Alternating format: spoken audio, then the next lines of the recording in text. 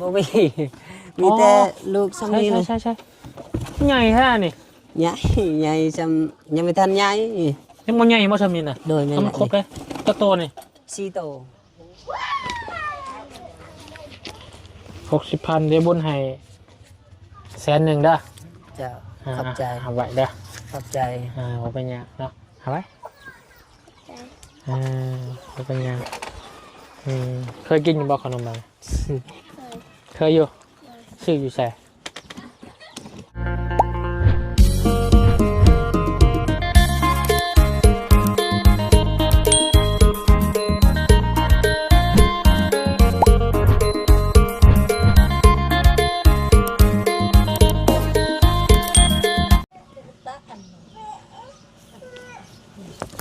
ว้ายแมวน้อยนางเฝ้ามาเข่าอยู่บ่นี่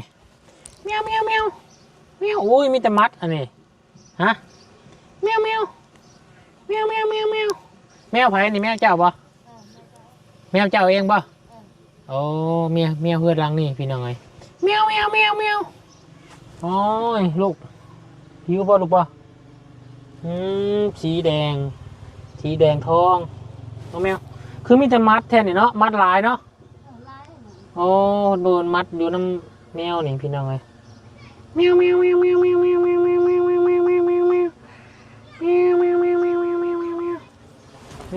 อยากแล้วนี่พี่น้องเลยเนาะครับพี่น้องเลยเนาะการเปิดคลิปเปิดภาพออกมาภาพบรรยากาศอยู่บ้านเทือนซานของครอบครัวอีกครอบครัวหนึ่งที่บุญมาหาเมื่อวานนี่พี่น้องเลยเนาะคือเป็นครอบครัวที่อยู่3 หลังคาเฮือนเนาะเพื่อนพ่อกับซ้ำนี่เพื่อนลูกกับซ้ำนี่พี่น้องเลยเนาะ2-3 หลังคาวันนี้บุญก็มีโอกาสเนาะเข้ามาทั้งบ้านน้องบุญก็เลยซื้อกระต้มขนมมาฝากน้องเพิ่นน้องมืดเนาะที่เพิ่นอยู่เฮือนหลังนั้นเนาะคนแขนหักพี่น้องเป็นคนพิการแขนกลางหนึ่งเนาะก็เลยมาเยี่ยมมายามซื้อกระต้มขนมมาฝากน้องเพิ่นพี่น้องมาสังเกตเห็นแมวนั่งพิงไพ่อยู่พี่น้องเลยนั่งเผาหมอเข่าอยู่อ๋อแมวน้อยเจ้าเกลือมันยังมันอ่ะเจ้าเลี้ยงนะบริเกลือยังบ่ลูกเราบริใช้ส่งมาเมื่อวานกับบริใช้ส่งมาเมื่อนี้กับบริใช้ส่งบ่ไม่ส่งผมไม่ส่งใช่อ๋อไม่ชอบผมไม่ส่งผมไม่เสือเพื่อเท่านี้เรือนเราเนาะส่งเสือผมไม่พี่น้องเลยมารอบหน้าเด้อมารอบหน้าบาบุญจะเอาส่งมาให้เด้ออยู่บ้านบุญมีอยู่ส่งวินเนอร์ส่งมีตัวหน่อยอยู่เพื่อนเราเนี่ยหัดตัวใจส่งบ่มีบ่เฮาไปตะกี้เขาตัดนี่บ่มีตอนเขาแจกอยู่นี่บ่ได้ว่าเอาบ่เอาคือบ่ไปแล้วเฮาไปนำกันเลยทีเดียวตอนมาแจกนี่เจ้าบ่อยู่เนาะเอาไปใช้ส่งไปลองทายบ่ได้มื้อหน้าเด้อบุญมีส่งเสือจะมาหาฝากเด้อ1ข้าวเนาะ1ข้าวนี่กินข้าวบ่มีข้าวบ่มีกินข้าวผัวไปทางไหนได้ผัวไปแล้วไปใส่ไปเรือที่เราบอกภาษาลาวบ่ค่อยเก่งเนาะไปแล้วช่วงนั้นบ่มีเงินข้าวบ่มีเงินกินบ่มีเงินกินข้าวบ่มีกินทานข้าวนี่เราก็มีซ้ำนี่พี่น้องเนาะถวยบวงก็โอ้พระพรหมประเภทก็มีซ้ำนี่เนาะลูกเฮาบ่ทำคนไปแล้วไปใส่ไปนี่เพิ่นมาลำเวียดบางคนเจ้าเป็นคนเวียดบ่เจ้าคนเวียดบ่เวียดเอ้ามันแม่ยาแม่เฮาเป็นเวียดอ๋อเจ้ามาอยู่ลาวเนาะแหละเป็นลาวนี่หัวเสียงของเราคือคนเวียดแม่เจ้าคนเวียดแม่เจ้าเป็นเวียดมาอยู่น้ำผัวบัดนี้เนาะน้ำผัวเป็นลาวพ่อแม่เจ้าอยู่ไสซะมันเป็ดมันหอดลงไปเป็นไข่ซิ่งเป็นเวียดนามพี่น้องเนาะ เอาเดี๋ยวเฮามีเครื่องมีคองเขาจะมาให้ได้บ่ล่ะเด้อนึ่งข้าวก็เป็นเนาะคนเวียดเนาะโอ้ยพี่น้องเอ้ยเราเป็นคนเวียดนามเราบ่ค่อยเป็นปานใดแม่เขาเป็นพี่แม่เวียดบ่เลยพ่อก็เวียดพ่อแม่อยู่เวียดผู้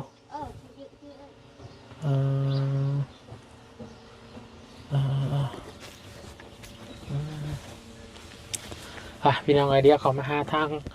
หนองยุ่มเนาะหนองยุ่มน้อง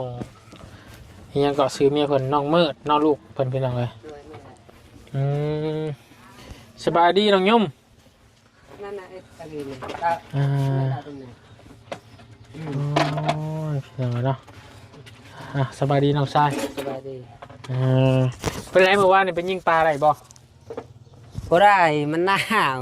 บ่เห็นเลยป่าน้องมืดโดยแม่นแหละน้องมืดกำลังเห็นยังลูกล้างถ้วยโอ้ยกำลังล้างถ้วยพี่น้องเนาะกินยังนี่มี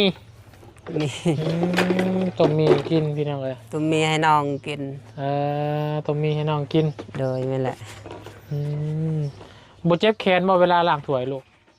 บ่เจ็บเนาะตอนนี้เจ้าเอาแม่เล่าเนี่ยเราตกลงใหม่ละยังไม่ทันตกประมาณอาทิตย์นึงเราปีนเอาขึ้นเอามักซิดาปีนเอามักซิดาตกกับมักซิดาโดยแม่นแหละตกแต่กงมักซิดาแต่ว่ายังบนมันไม่ได้ถึกอันนั้นนำยังนั้นน้ำบาดาลยังประมาณเม็ดหนึ่งแต่ว่าท่านตกน้ำบาดาลโดยมันแหละน้ำเป็นน้ำบาดาลน้ำมันนี่บ่น้ำแม่นแหละแต่ว่ามันกว้างบ่กองคำสาบดานั้นเขาปลูกติดกับอันนั้นน้ำบาดาลเลยพี่น้องพอเรากับมุมเมาไม่ใช้นี่มาแต่ยามแห้วมายามแห้วโดยไม่แหละถึก2 โตโอ้ถึงยังไงนูลูกนูพุกพอได้เนาะเบิ่งนี่หนูใช่ขออนุญาตเบิ่งไงร่างถ้วยต้มมีให้น้องบ่ลูกบ่เอาสบายดีปลาลุงกันลูกหล่ะสบายดีดีได้เพลแคสเราบนสื่อเนาะลองยกขึ้นบ้างยกขึ้นอย่างนึงบ้างแบบได้ซ้ำนี่ลูกเนาะใช้หนูน่ะนี่หนูมึงแกะให้เบิ่งก่อนครั้งเท่านี้เลยโดยแม่นแหละมันบกกัดออกบ่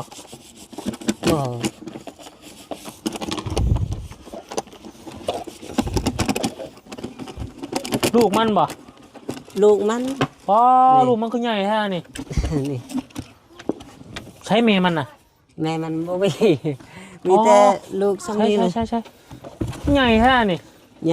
หญ่ซ้ำยังไม่ทันใหญ่ยังมันใหญ่บ่ซ้ำนี่น่ะโดยแม่นมันครบเลยจะโตนี่4 โตโอ้ได้หั่งมันบ่นี่น่ะแม่นแหละเจ้าได้หั่งมันบ่เฮานี่ใช่แหวนี่มันถึงแห้วโดยแม่นแหละถึงลูกมันบ่ซ้ำนี่น่ะโอ้ลูกมันก็ใหญ่แท้พี่น้องเอ้ยใหญ่บ่ทันใหญ่ซ้ำนี่ยังน้อยได้4 โตบ่ได้2 โต4 โต4 โตเลยนี่เนาะเบิ่งนี่เบิ่งมันกินมันนี่อันนี้เจ้าเลี้ยงให้มันใหญ่บ่เลี้ยงแต่ว่าอยากกันถือก็2-3 โตได้ประมาณ5-6 โตอยากขายอยู่เข้มทางนั่นอันนี้ก็4 โตกระเทินอยากขายให้มันได้ประมาณ 4-5 โตก่อนแต่ว่าขายโตเท่าไหร่ขายโต 15,000 โต 15,000โดย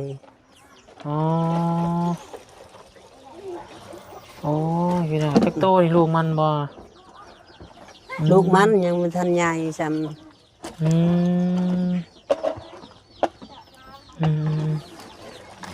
ถ้าบุญนี่ซื้อขายบ่ขายจักโตน่ะ4 โต 15,000เจ้า30-60,000โดยบ่โดย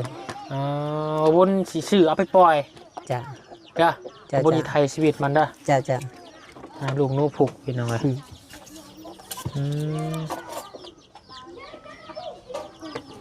โอ้เพิ่นหนูนี่เพิ่นเอาสุราเพิ่นซื้อเอาไปกินเลยเนาะ โดยแม่แหละ ถ้าแม่มันใหญ่บ่ โอ้ยายเอ้ยแม่มันซ้ำนี่ อืม อันนี้ลูกนี่ อืม ลูกท่านยายซ้ อืมพี่น้อยนึงนิดหน่อยบ่ได้น้อยเลยนี่สำหนูทองขาวเฮาเลย ำ เนาะ แม่แหละ หนูทองขาวเฮาใหญ่จังนี้แล้วเนาะ โดย อืมโอ้ยเอาใส่หน่อยบุญหน่อยเอาบุญจะไปปล่อยมีบอล ที่ ใส่ ใส่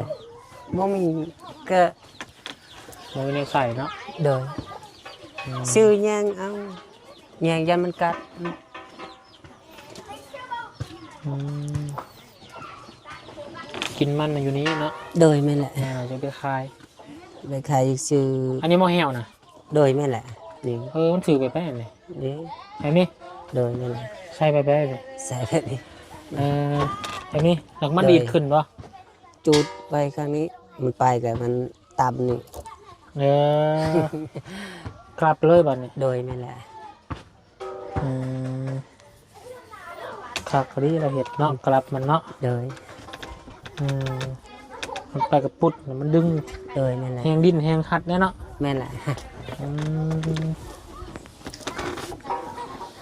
60,000เป็นยังไงเนาะ จ้ะ 60,000เดี๋ยวบุญฝากไปนะ จ้ะ ฝากไว้เดี๋ยวบุญหาแนวแงงมาใส่ก่อน จ้ะ เดี๋ยวบุญเดี๋ยวไปปอกอยู่ทางเนาะ จ้ะ มันบ่มีเนาะ โดย บุญจิซื้อไว้ไปถ่ายชีวิตเพันเป็นยังไงเนาะมันปล่อย60,000เดี๋ยวบุญให้100,000เด้อ จ้ะขอบใจ หาไว้เด้อ ขอบใจ ว่าเป็นยังเนาะฝากคนไว้ โดย เดี๋ยวบุญหาแนวมาใส่เพราะว่ามันมีแนวใส่ออกไปเด้ โดย บุญปล่อยอยู่นอกพวกแหละปล่อยอยู่ป่า อืม พอปล่อยอยู่ในบ้านเฮานี่ จ้ะ ถือเหี่ยวเจ้าเจ้า นั่นแหละ โอ้โบถือเนาะแม่มันเนาะ บ่ถือ ลูกมันบัด4ตัวนี่ เบิ้งตัวหนึ่งนี่ก็ย้ายนี่จำนี่ ง่ายอยู่ก็ย่าม4ตัวนั่นได้เทาละโตบ่เลยเทาละซอง ได้ตัวละหนึ่ง ได้เทาละนึง โดย แสดงว่าอ้ายน้องมันอยู่นี่เบิดเนาะ โบแมนมันต่างกันแต่ว่าเราใส่น้ำกันเลย มันต่างกัน คิดว่ายังมันออก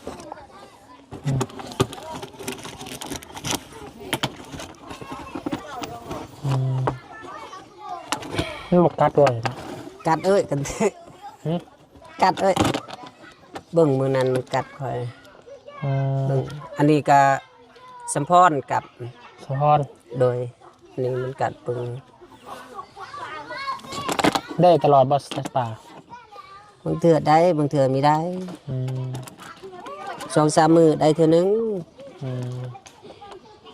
ให้ได้เทาละโตเนาะได้แต่ลูกมันเนาะ โดย แม่มันเคยได้บอนูชมไหน เคยได้ ได้ตัวใหญ่เนาะ โดย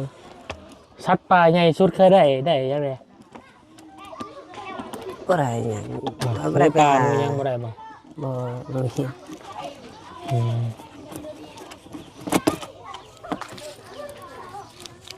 มันเอามันให้กินเนาะ โดย ก็ได้เงินน่ะได้มาซื้อหยังมาเนี่ย ซื้อแป้งนัวซื้อเกลือไปรับจ้าง2-3 มือซื้อข้าวเปล่าหนึ่ง50 โลอยากเอ็ดส่วนมันอยากเอ็ดส่วนกล้วยก็บ่มีเด่นเอ็ด เบิ่งคนก็สิดูอยู่เป็นยังไงเนาะมันเอาน้องบ่น้องเงินเพิ่น โดยแม่แหละ แม่มันได้จ้ะ แม่มันไปรับจ้างเพิ่นตรงนั้น อ้ายเจ้านี่นะ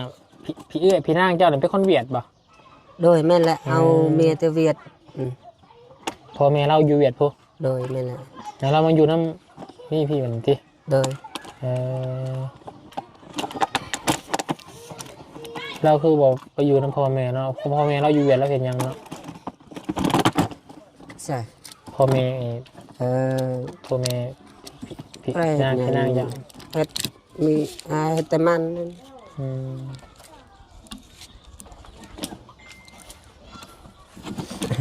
ที่สิมาได้ อืม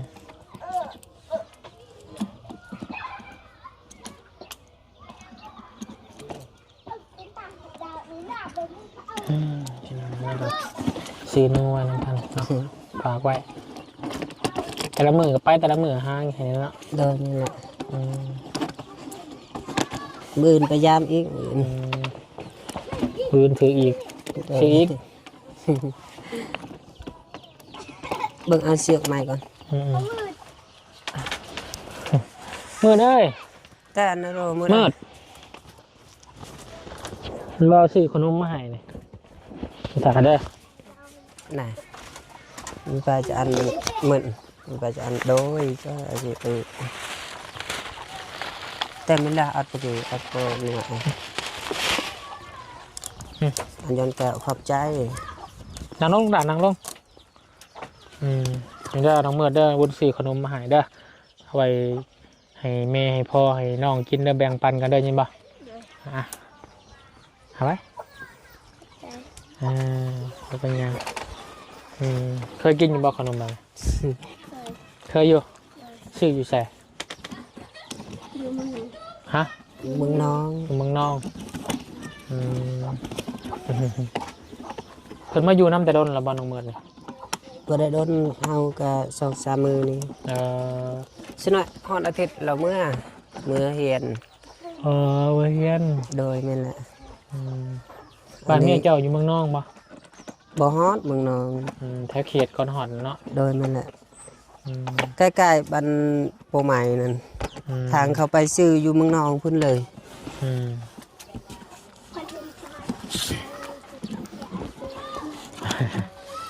ไผ่ที่มาส่งมาเนี่ย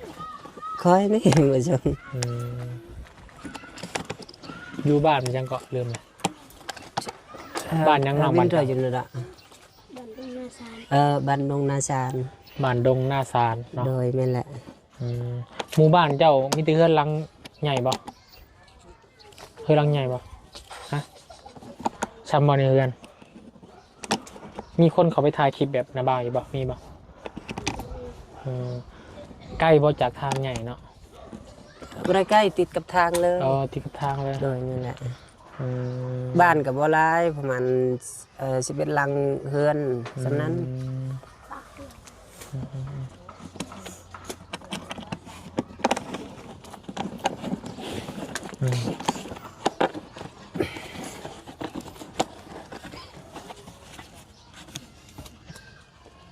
มากักแน่แล้วกันเนาะ โดยนั่นแหละ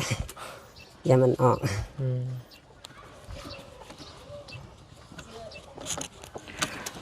นี่แต่นั่นเด้อน้องยมเด้อเดี๋ยวตั้งมาบุญสิไปเวียดทางอื่นก่อนเด้อมาเยี่ยมมายามซื้อขนมมาฝากน้องเพิ่นนี่แหละเนาะมื้อนั้นมื้อใดถ้าว่าบุญมาอีกธนาก็สิมาเยี่ยมมายามอีกเด้อ โดย สู้ๆเนาะ โดย ก็เจ้าเป็นคนดุดีแล้วบุญดูได้เนาะ โดย หาใส่แหวใส่ยังว่านกับบุญจบคลิปเพิ่นกันห่างไปหายิงปลาพี่น้องเนาะสู้ๆเนาะจะได้กลายเป็นรุ่นที่ซอยสามีบุญซอยได้เด้อซอยเบื้องต้นเล็กน้อยแหละเนาะ ขอบใจน้ำอายเด้อขอให้อายไปทางใดให้ปลอดภัย ได้เป็นยังขอบใจหลายสู้ๆแล้วน้องก็ได้ โดย นะเราขอไม่นะเอาเตรียมปืนจะมาหาใหม่เนาะน้องสบายดีน้องเมิดสบายดีพี่น้องเนาะกับทางบุญเองกับสิได้ขออนุญาตจบคลิปก่อนเนาะมาเยี่ยมทางน้องเมิดนอนนี่คือเพื่อนทางประตูพันพี่น้องเลยเนาะเพื่อนทางประตูพันอยู่แบบนี้พี่น้องเลยเพื่อนทั้งพ่อแม่อะไรเพื่อนอะไรก็ได้อันนี้เพื่อนลูกพี่น้องเลยสามหลังคาเพื่อนน้องมาอาศัยดินเพิ่นอยู่เนาะการได้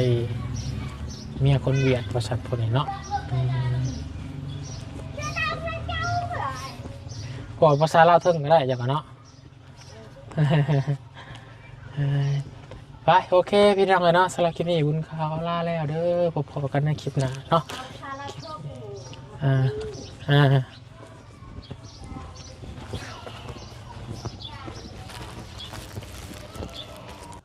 โอ้ยเอาพี่น้องก็ตัดผ่านมาหาเพื่อนน้องหัวสมัยที่มีพี่น้องเลยเนาะสงสัยไปสวนมันปลูกมันบ่น้องหัวมันยังเหมือนมาอยู่พี่น้องเลยเนาะใส่หมอยซิมีไปพี่น้องเลยเอาสำหรับคลิปนี้บุญกามาให้กำลังใจอีกครอบครัวหนึ่งพี่น้องเลยเนาะเป็นครอบครัวน้องยุ่มแล้วก็น้องมืดผู้เป็นลูกสาวแขนฮักพี่น้องเลยเนาะกะอดมืออิ่มมือกินมืออดมือพี่น้องเลยเนาะสำหรับครอบครัวนี้ก็ได้กับไปไต่ต้นสงสารอยู่บุญกาหยิบยืนบางต้นโซยเรือเล็กๆน้อยพี่น้องเนาะเมื่อกี้ก็ซื้อโน้ำพัน100,000เนาะไปปล่อยแล้วก็ซื้อขนมให้พันเนาะพอได้กินพี่น้องเนาะให้กับลูกกับเต่าพี่น้องพันไปโอเคพี่น้องอยู่ดีไม่แห้งบรรจุทุกคนเด้อสำหรับวันนี้ไปแล้วสบายดี